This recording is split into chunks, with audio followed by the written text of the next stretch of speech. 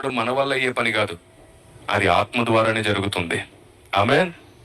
అపవాదిని గెలవాలంటే ఆత్మదేవుని సహాయం తీసుకోవాలి మనం కదా. మనం ఏదో కొందరు ఓవర్ కాన్ఫిడెన్స్ తో, ఓవర్ గ్రేస్ కదా, కొంచెం ఎక్కువ విశ్వాసం, ఎక్కువ అంటే ఓవర్ థింకింగ్ అనమాట. ఇది ఓవర్ కాన్ఫిడెన్స్. ఏం చేస్తారో తెలుసా, కొందరు విశ్వాసంతో నేను సాతాను తొక్కుతున్నాను, మీరు కూడా తొక్కండి అని ఇట్లా తొక్కిస్తారు.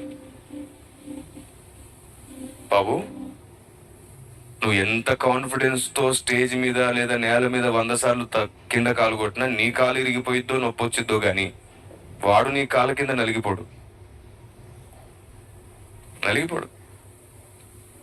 అలా ఒక్క కాలు కింద వాడు నలిగిపోయేటట్లయితే ఇప్పుడున్న క్రైస్తవులందరూ అదే పని చేసేవాళ్ళంగా. నువ్వు కాలు కింద కొడితే నీ కాలు కిందకి వచ్చి పెట్టమ్మ నా మీద కాలు పెట్టు తొక్కేసి అంటాడాడు.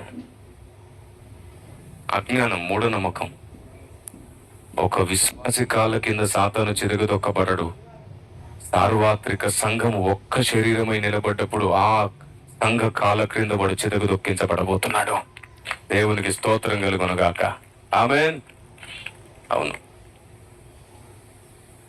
మనమందరము విశ్వాస విషయంలో, ప్రేమ విషయంలో ఏకమై దేవుని చిత్తం చేస్తూ మనందరం అందరినీ సరి చేసుకుంటూ మనలో ఉన్న భక్తి ఒకరికొకరు నేర్పించుకొని దేవుని చిత్తం ఈ భూమి మీద సంపూర్ణంగా చేస్తున్నప్పుడు సాతాను చెరుకు దొక్కబడతాడు. ఇప్పుడు అందరం